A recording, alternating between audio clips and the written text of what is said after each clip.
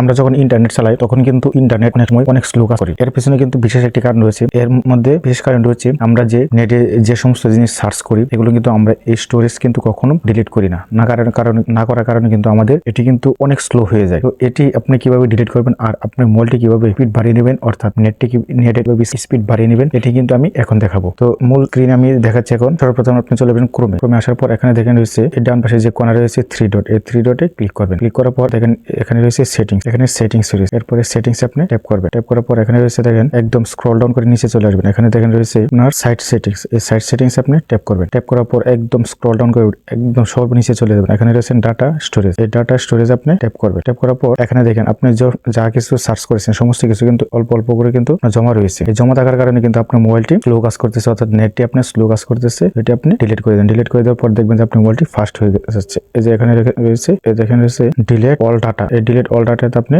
Tap করবেন। Tap করার পর এখানে দেখেন রয়েছে এখানে আপনি এই ডিলিটে আপনি ট্যাপ করবেন। ট্যাপ করলে কিন্তু আপনার যে সার্চ হিস্ট্রি রয়েছে এটি কিন্তু আপনার ডিলিট হয়ে যাবে এবং মোবাইলের স্পিড কিন্তু, অর্থাৎ নেটের স্পিড কিন্তু একদম দ্বিগুণ হয়ে যাবে। দেখুন একদম কিন্তু সমস্ত কিছু কিন্তু আপনার ডিলিট হয়েছে। এখন কিন্তু দেখবেন আপনার মোবাইলে যে নেটের যে স্পিডটি রয়েছে এটি কিন্তু অনেক ফাস্ট হয়ে গেছে। ধন্যবাদ সকলকে।